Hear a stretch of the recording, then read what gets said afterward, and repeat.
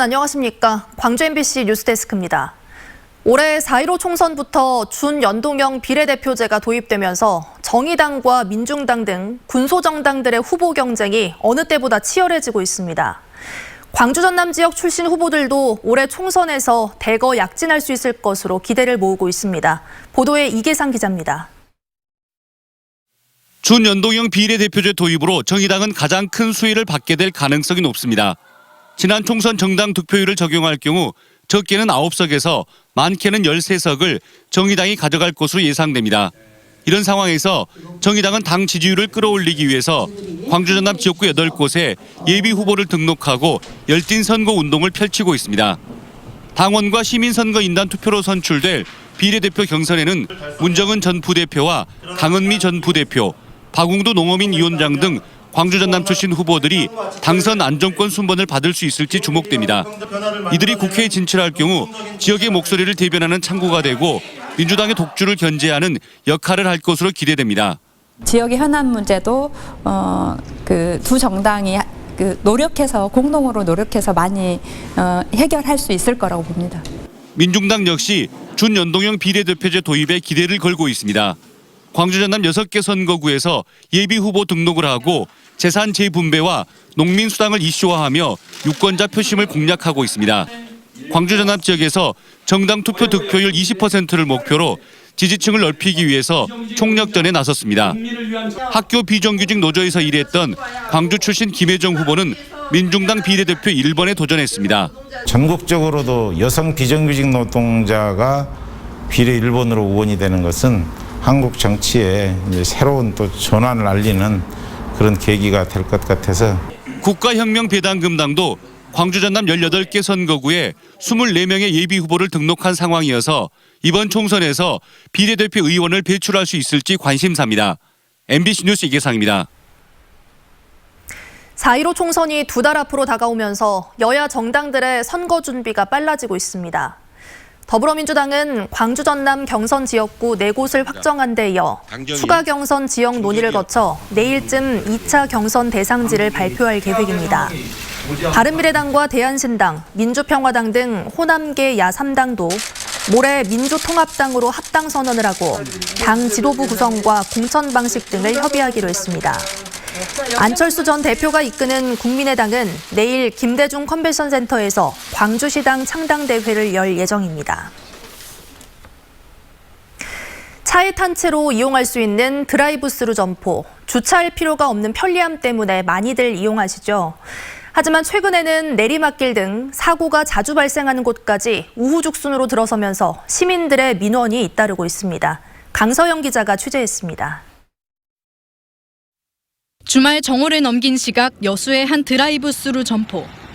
음료를 주문하기 위해 차들이 모여들기 시작하더니 어느덧 교차로에서 우회전을 하려는 차량까지 뒤섞여 도로는 아수라장이 됩니다. 해당 점포가 있는 이곳은 교차로와 큰 도로가 위치해 있어 여수에서 통행량이 몰리는 곳 중 하나입니다. 남편이 짜증내는 기억이 있었어요.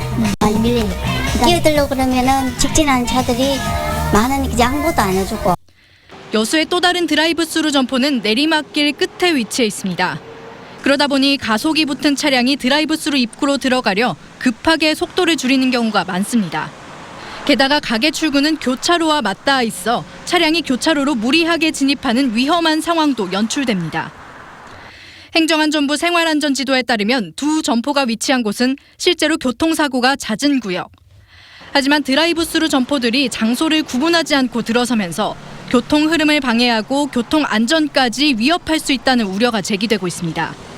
미국의 일부 주에서는 교차로 등 교통량이 많은 곳에 드라이브스루 입점을 제한하고 있지만 국내에는 경보기 등 안전시설 설치 외에 세부적인 규제는 없는 것으로 드러났습니다. 나와 있는 어떤 지침이라든지 그런 것은 없거든요. 이에 대해서는 어떻게 건축에서는 그게 특별한 규정이 없습니다.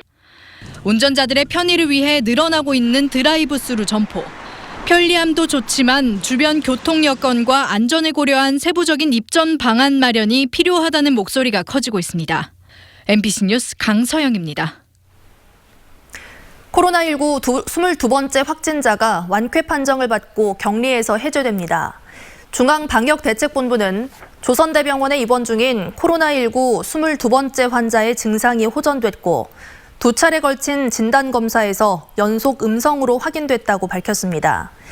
이에 따라 22번째 환자는 오늘부터 격리에서 해제됐고 다음 주 월요일에 퇴원할 예정입니다. 반면 광주 지역 첫 코로나19 확진자인 16번째 환자와 18번째 환자는 안정적인 몸 상태를 보이고 있지만 격리 해제 여부는 조금 더 지켜봐야 할 것으로 알려졌습니다. 전국에서 두 번째로 광주의 네팔 명예영사관이 문을 엽니다. 광주 무각사 근처에 자리 잡은 네팔 명예영사관은 네팔 비자 발급과 교류 협력 증진 등의 영사 업무를 담당하게 됩니다. 오는 17일부터 업무를 시작하는 네팔 영사관은 지난 2012년 대구에 이어 전국에서 두 번째로 문을 여는 시설입니다.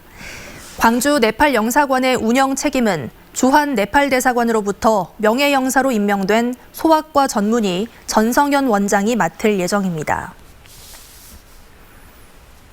광주시와 빛가람 혁신도시를 오가는 시민들의 출퇴근길이 조금 더 편해질 것으로 전망됩니다. 광주시는 오는 17일부터 광주와 빛가람 혁신도시를 연결하는 좌석 02번 버스의 운행 간격을 단축하고 출퇴근 시간에 집중 배차하기로 했습니다. 이에 따라 좌석 02번 버스의 운행 간격은 출근 시간에는 5에서 10분, 퇴근 시간에는 10에서 13분으로 단축됩니다. 좌석 02번 버스는 지난해 155만 2천여 명이 이용했고 출퇴근 시간에 승객이 집중된 것으로 나타났습니다. 전라남도가 인도 뉴델리와 첸나이에 시장 개척단을 파견해 218만 달러 수출 협약을 맺었습니다. 이번 협약을 통해 전라남도는 오리 훈제 165만 달러를 비롯해 화장품 13만 달러, 고무 단열재 40만 달러 등을 인도에 판매하기로 했습니다.